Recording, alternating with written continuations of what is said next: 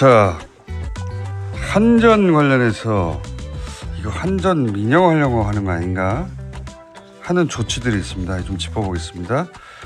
최초로 전력연맹 위원장 모셨습니다. 안녕하십니까? 안녕하십니까? 전력연맹은 어떤 곳입니까? 한전에 이제 11개 전력 그룹사가 있는데요. 네. 그 전력 그룹사 노동조합의 연대차라고 보시면 되겠습니다. 하도 크니까 노조 연맹이군요. 예. 전력사 한전 전력사들의 예. 노조 연맹. 원래는 한 덩어리였는데 이제 기능으로 분리되고 또는 민영화를 하기 위해서 쪼개다가 각자 살려고 노동조합을 만든 것을 20년 만에 다시 올해 뭉쳤습니다. 자, 이게 무슨 말인지 잘 모르겠던데 원래 이 정보가 숨기고 싶은 것은 모호한 단어 속에 숨기잖아요. 그렇죠. 예. 손정만 사업에 민간 사업자 진입을 허가한다. 예. 이게 무슨 말이에요? 이 송정만 건설이 지금 뭐 여러 가지 지금 부하가 부족하기 때문에 건설의 계획들이 굉장히 많습니다. 근데 한전 이거를 그동안 수행해 왔는데 한전이 요즘 뭐 적자 때문에 아주 난리지 않습니까? 이 부실한 틈을 타서 무슨 뭐 자구책을 내놓으라 그러면서 마녀 사냥하고 한전이 역량이 부족하고 방만하다는 프레임을 씌운 다음에 마치 이걸 기다리기라도 했던 것처럼 갑자기 민간에게 그럼 송정만 건설 투자를 맡기겠다라는 법안이 지금 여당에서 발의가 되고 있는 상황입니다. 그러니까 뭐 다른 나라도 보면 공기업들 매각하려고 할 때 그냥 팔면 사람들이 반대하고 또 의심하고 하니까 이 공기업이 부실하다고 계속 부각시키잖아요. 기본적으로. 그렇죠.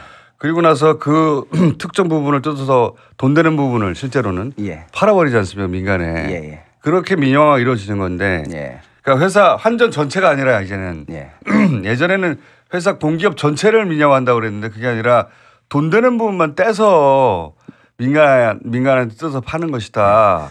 돈 되는 것만 뜯어서 파는 경우도 있고 또 지금처럼 시장을 개방해서 경쟁 체제를 만들겠다고 민간을 참여하면서 알짜 수익 구조를 가져가는 이런 경우도 있죠. 그러니까 이거는 민간한테 다 준다가 아니라 한전 민영화라고 비판받을까 봐 개방한다. 그러니까 한전뿐만 아니라 민간도 들어와 가지고 한전과 겨뤄서 이 부분을 가져가라 이런 거예요? 그렇죠. 그러니까 그런 경우도 있고 과거 이제 발전의 예를 들면 MB 정부 시절에 경쟁 체제를 만들겠다고 민간에다가 대규모 이제 화력 발전을 승인을 해줍니다. 그때도 민영화다라고 얘기했는데 민영화가 아니라 선진화다라면서 이제 선진화다, 경쟁이다 그랬죠. 그런데 지금 한 10여 년 지나고 나니까 지금 아시다시피 한전이 이제 국제 유가 때문에 엄청난 적자를 모면을 못 하고 있는데 민간 발전사들은 엄청난 흑자를 보고 있습니다. 거꾸로. 그러니까 지난해 왜 그런 구조가 가능한 거예요? 항상 그렇던데.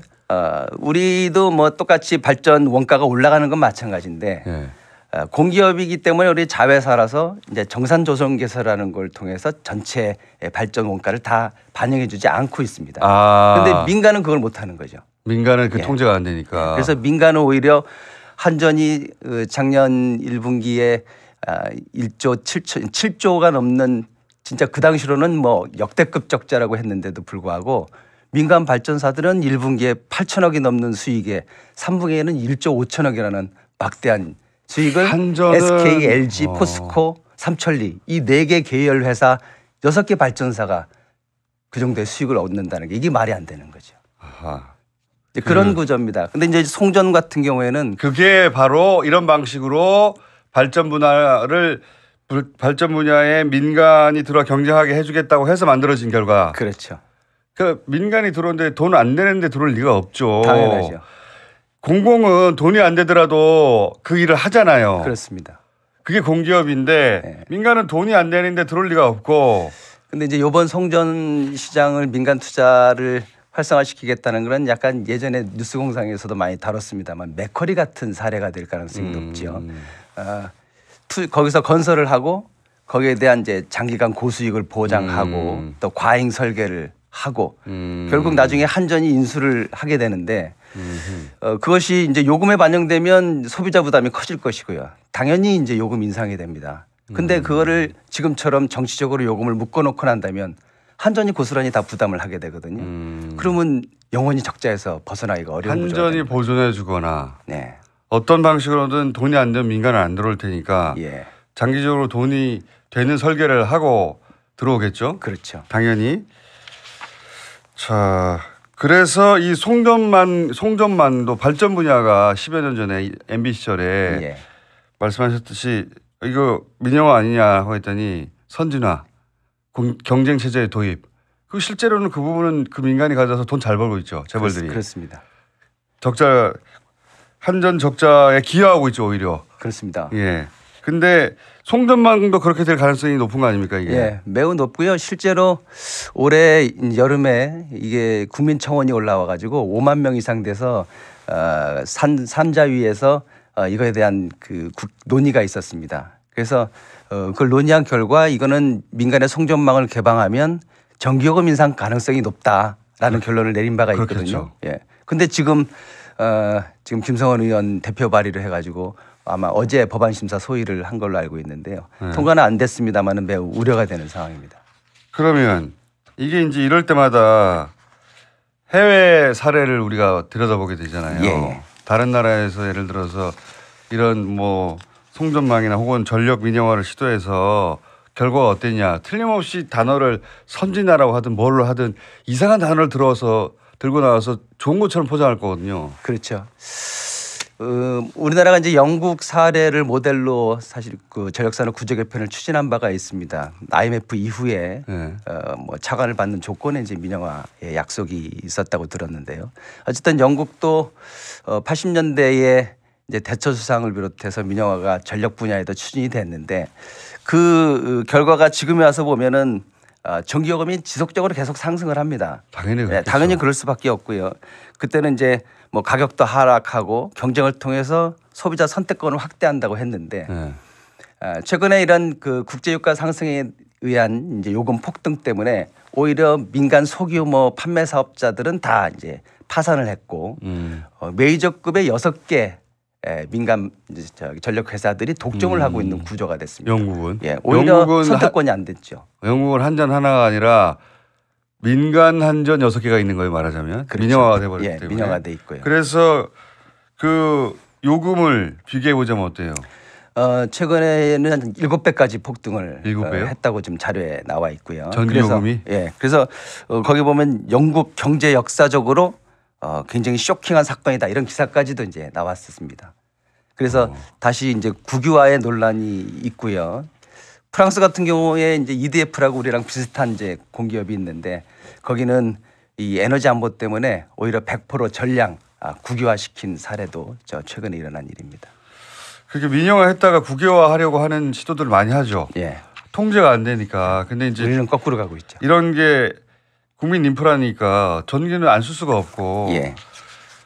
그래서 다시 국유화해야 한다. 안 그러면 지금 말씀하셨듯이 7배. 또 미국에서도 왜 텍사스에서 벌어졌던가요? 예. 한겨울에 한여름에 전기가 끊어져가지고. 예. 그렇습니다. 그것도 민영화된 곳 아닙니까? 예, 민영화됐을 뿐만 아니라 거기는 이제 이 갑자기 기온이 급강을 하면서 거기는 이제 재생에너지가 많이 공급을 하고 있었는데 그것들이 다 갑자기 중단되면서 다른 옆에 주 나라와 연계가 되지 않아서 연계가 돼 있으면 거기서 이제 전기를 들여오면 되는데 그게 안 되면서 블랙아웃이 생긴 거거든요. 우리도 똑같습니다. 우리도 동서남북이 다 막혀 있는 이 섬나라와 같은 전력 분야에서는 섬나라거든요. 그렇기 때문에 그런 사례를 반면교사로 삼을 필요가 있습니다. 근데 한전의 적자 원인에 대해서 많이들 얘기하는데 한전의 적자는 사실은 의도된 면이 있잖아요. 그러니까 그렇습니다. 국민 부담이 된다 그러면 전기세를 억누른다든가. 공기업이니까. 그 국민들이 손에 그러니까 힘겨워하면 한전 니네는 큰 공기업이니 니네가 좀 버텨라 이걸로 이렇게 해서 적자가 쌓인 게 있죠. 있죠. 그런데 민영화할 때는 그 적자를 들고 나오죠. 그렇습니다. 민영화 안 해서 지금 적자라고.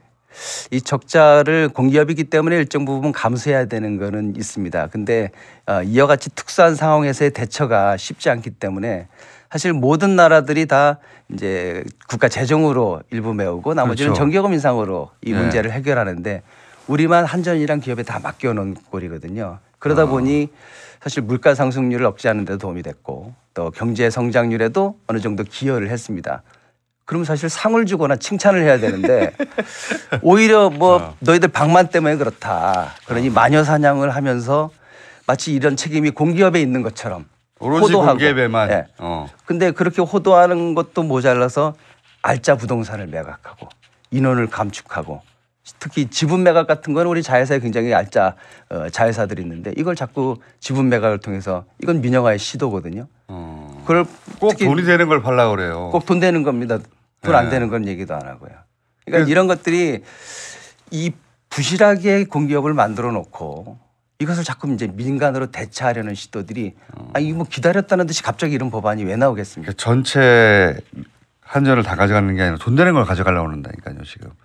빼먹으려고 하는 거 아닙니까? 돈 안 되는 건 예전에는 공기업 전체를 민영화한다라고 얘기를 하다가 이명박 정부 시절 그 즈음부터는 그렇게는 안 하고 돈 되는 것만 가져가는 걸로 바뀌었잖아요. 네, 그래서 예전에는 공기업을 통째로 매각하는 걸 민영화라고 했다면 지금은 이제 공기업의 기능과 자산을 민간으로 이양하는 것. 그게 이제 시장 개방, 민간 참여, 경쟁 체제 이런 게 이제 민영화. 듣기 좋잖아요.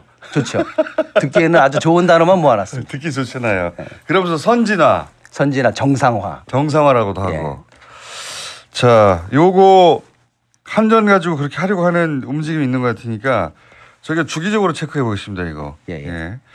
자, 오늘 여기까지 하겠습니다. 최초로 전력연맹위원장이었습니다. 감사합니다. 고맙습니다.